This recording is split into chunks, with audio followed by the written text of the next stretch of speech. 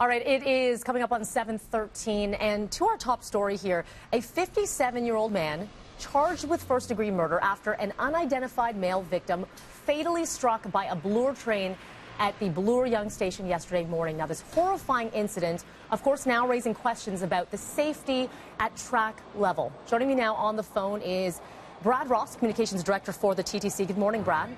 Hi, good morning, Melanie. Okay, so the conversation today, let's talk about yesterday and some of the security things that are in place right now, because those barriers, we talk about this every single time, those safety barriers, a cost which would be upwards of $1 billion if those were to be installed across every station. Is that correct? That's right. We have a feasibility study that is about to get underway that will be reporting back sometime in 2020.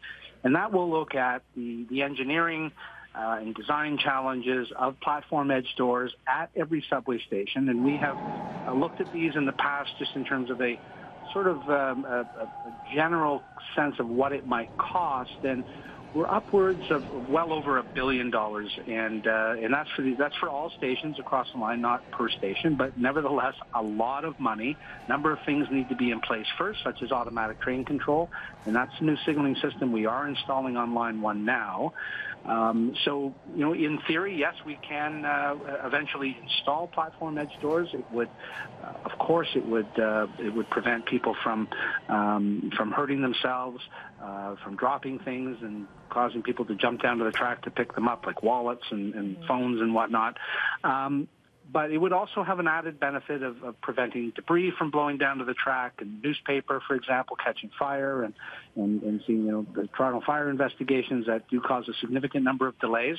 So there's a lot of benefits to it, but yes, it's incredibly costly.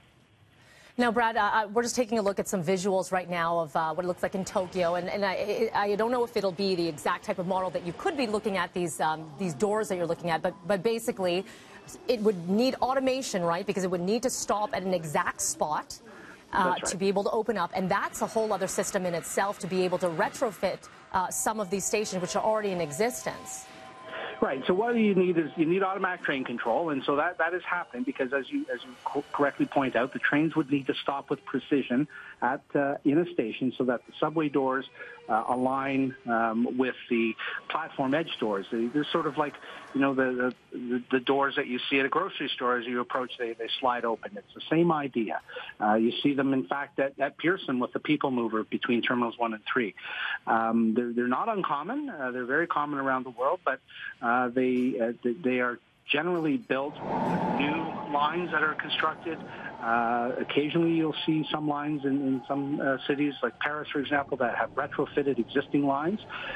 It's the retrofit that costs so much because the platforms themselves, as they exist today here in Toronto, would need to be supported better because of the weight of the platform doors. Because really we just have a lip over the edge of the platform, and so there would need to be some work done to support the platform with the weight of the doors and all of the technology that would then need to be inlaid into the platform itself. So incredibly disruptive in a long time, but those are decisions that will need to be made at some point once we've done this feasibility study. So, Brad, I think we can all be in agreement that something needs to be done. This feasibility study, really quickly for you, you said 2020 when you assumed these results or the findings would come through. It could be years then from that point for anything to be moved on. It would take some time, Melanie, because we would need to it would need to be funded, and there are a lot of priorities for transit, and they're all competing. This is certainly an important one. We can all agree. I mean, if it saves a life, it's certainly worth it. Some would argue perhaps that money is better spent on mental health. That's not for me or the TTC to say. From the TTC's perspective, platform edge doors would certainly be welcome. It would certainly prevent people from descending to track level intentionally or otherwise. It would eliminate the trauma that our employees do suffer when these tragic events do occur.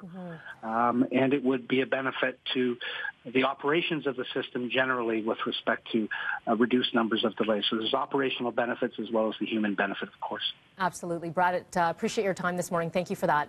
All right. Thank you, Melanie. Bye-bye. All right, and here are some of the other top stories we're following at this hour.